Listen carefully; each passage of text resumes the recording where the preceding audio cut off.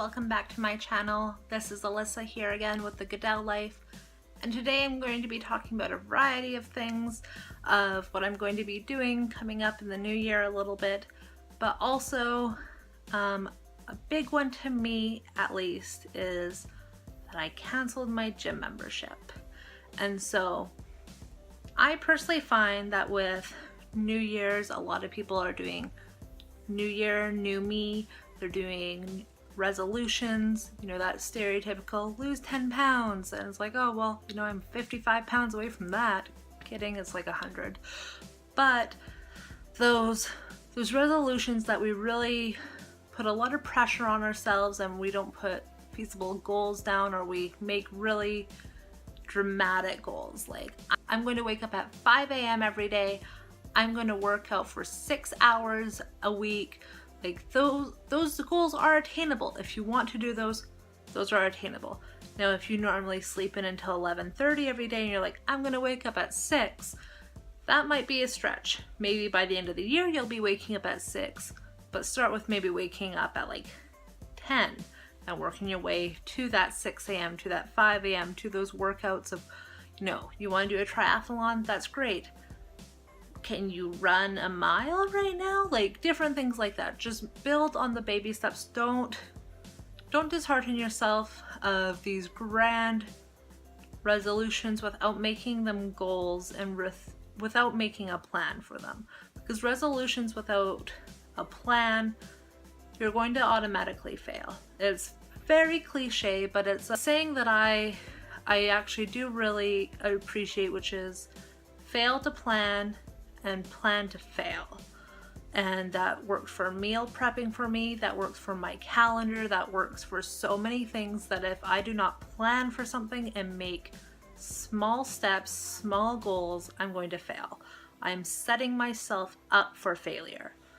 And so one of my goals this year is to save up a certain amount of money, half of our wedding budget, to be specific, because I want to get married in 2 years. And so one of my smaller steps to get to that point is actually canceling my gym membership. Now, canceling a gym membership for me had a lot of emotions involved in it. It seems like a no-brainer because, in all honesty, I have not been using it regularly in the last few months. But last year, around this time, and for several months, I was going every day. I've had gym memberships for years at a variety of gyms, and I've gone through points of my life where for over a year I was committed and I went an hour and a half every day and I lost a sizable amount of weight. I've also had gym memberships where I haven't used them in 6 months, and I was like, well, that was a waste of money when you're paying $60 a month for a gym membership. And it's just, my relationship with gym memberships has been a bit of a rocky one. I've had some pretty bad experiences in gyms being a larger person. I've had some really great experience in gyms. I think it really came down to how I saw myself emotionally and the pressures I put on myself as a larger woman, and the connotation of it looking like I'm giving up. And how if people found out I canceled my gym membership and going to the front counter where, you know, there's a young, super fit person, and I'm like, yeah, I'm gonna cancel my gym membership in January. The first week of January, already giving up. And they're like, oh yeah? Well, maybe you should keep it. I mean, they don't say that, but it's just, it's a fear in my brain and in myself, my own lack of confidence in myself and my own lack of self-esteem, that, I mean, that's also what the business is built upon, is that they're hoping people will be too ashamed to cancel their gym memberships, right? Because if you're a larger person and you're not actively trying to lose weight, then what's wrong with you? There's this emotion out there, this environment that has been built around always trying to better yourself. And I fully support that. I think that, you know, trying to get healthy is great. I think that trying to improve yourself is great. I think that nothing is wrong with that. Nothing is wrong with gym memberships. In the future, I'll probably get another one. By no means am I quitting gyms for the rest of my life. This was just a decision based off financials that ended up being a lot harder than I thought it would be, because I was so afraid of when people ask me, oh, did you go to the gym today? I'm like, actually, I canceled my membership. That they will look at me and go, oh, you gave up. Alyssa gave up. She's just going to stay where she's at, where she's not happy at. She gave up. Now, this seems so counterintuitive because I really do support a lot of these body positive movements. I really support a lot of these people that are happy in their size. I mean, if you love your body, go for it. Love it. I personally, for myself, and this has nothing to do with other people's bodies, other people's sizes, because people are bigger than me and they're healthier. There's people smaller than me and they're less healthy. But for me personally, I have quite a few health problems, and while they're not caused by my weight does impact them negatively. I'm very much aware of that. I'm currently not eating any gluten or any dairy while I wait for my GI specialist appointment in 8 to 12 months, because God bless the Canadian healthcare system some days. I just underwent a small surgery, but still a surgery, in December that did not go the way I wanted and didn't answer any of the questions I had. Well, it basically just said no to the diagnosis we've been treating me for the last 2 years. And it's been very frustrating because I know if I lose weight, it'll help that. But I also have to think of financially some of the things. So one of the things I used to do, and I did this back in like 2008, 2009, 10, and I lost a sizable amount of weight with, was I did a lot of at-home videos. I still currently have a membership to Beachbody On Demand, and I love their videos. Pio was great. Love Chalene Johnson. Chalene Johnson. I think she's so funny. Pio, I love yoga. I love Pilates. It's a great workout. It's low impact, which is wonderful since I have neighbors below me.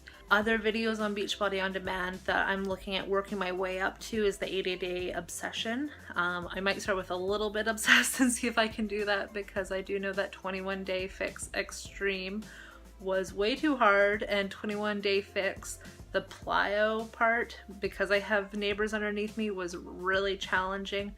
Have to modify a lot, but there's nothing wrong with modifications. There's nothing wrong with having to make things less impactful for your joints, because at least you're still moving, and if you can get your heart rate up, that's great. Other great videos I love doing are the size ones. I didn't like Country Heat, I think it is, by Autumn. I'm just, for somebody who likes country music and actually really liked square dancing in school, I just did not like that as a workout. That was not something I found enjoyable. I really disliked that entire program. I think I did 3 videos and I was like, yeah, no. But size, I thought was a lot of fun. I'm not coordinated. I look ridiculous when doing it, but I'm laughing. I'm getting my heart rate up. I'm sweating. I'm building up my endurance. I'm getting my coordination, and I'm doing that all in my small space. And so right now we've moved the coffee table off to the side. When we have company or dinner, we'll move it back to the center. But this way I have no excuse. I can just put out my yoga mat in the morning. I can work out. The TV's right there, and it's really handy. So I'm not giving up on any weight loss or any health journey I'm on. Another thing we're doing, because it's winter, is I love snowshoeing. We've gone snowshoeing fairly regularly, I would say, for the last 4 years when we can. It is challenging with our opposite schedules, but it looks like for the next few months at least we'll be able to go almost every Monday before Joe goes to work, and I'm hoping to go maybe once or twice other times in the week, maybe Saturdays between when I'm done and before he starts, and maybe Wednesday mornings before I go to work. Those would be ideal times for me personally, or Thursdays. I'm so grateful and I'm so thankful that we live in an area that is so close to these outdoor activities where I can really go do that, and a lot of my friends are active. So it'll be really fun to do that. I don't ski. I have a horrific story when I tried to ski, but I do not currently ski. It was more of a tumble down the bunny hill, blackout, wake up at the bottom surrounded by my entire class of 30 people and see all of my gear strewn down the hill, try to get onto the tow rope to go up to the hill, let go too soon, take out a group of toddlers who are learning to ski and their parents, do that 3 more times because I don't have depth perception and I thought I was closer to the top of the hill than I was, and then sit in a lodge and just, you know, be ashamed during my entire grade 7 trip. So I have not tried to ski since. Have definitely not tried to snowboard because that's supposed to be even harder. But snowshoeing, I can walk, I can hike, I can kind of like move my body up hills in awkward ways with the snowshoes thanks to poles.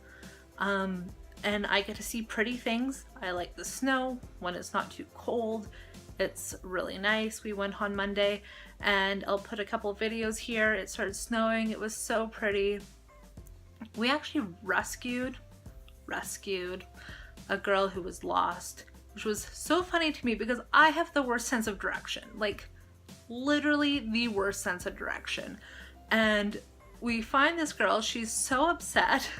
She's asking us where the lodge is, but she was 15 minutes away from being done, and Joe says, oh, well, there's a map right here, maybe 15, 20 feet away from her. She says, oh no, I can't read those. But she had all these GPS trackers on her. She was so lost on these trails. She'd been wandering for 2.5 hours. Thankfully, she stayed on trail. She wasn't in the middle of the woods or anything. But there are animals out there, so I was getting kind of worried for her. She was so incredibly thankful that we helped her walk back to the lodge, and I felt bad that we didn't bring any snacks. I was very shocked that in her very large backpack she didn't have any snacks. And it was her first time snowshoeing in 10 years, and she just decided to go on her own, not knowing the trails, not knowing the area, anything at all. So, you know, kudos to her doing it. She made it out alive, but definitely was an adventure for us. And I don't know, I just like going out into the woods. It's nice and calming, kind of gets you away from the city a little bit. Joe grew up in mountains and in forests and doing things like that and outdoorsy. I didn't. I grew up in a very large metropolitan area where outdoor was like, oh, they built an outdoor mall, that's cool. Or we would go hiking, but it was like hiking and mostly just to actually use the Lululemon pants we paid $98 for, things like that. A lot of those people are really active now.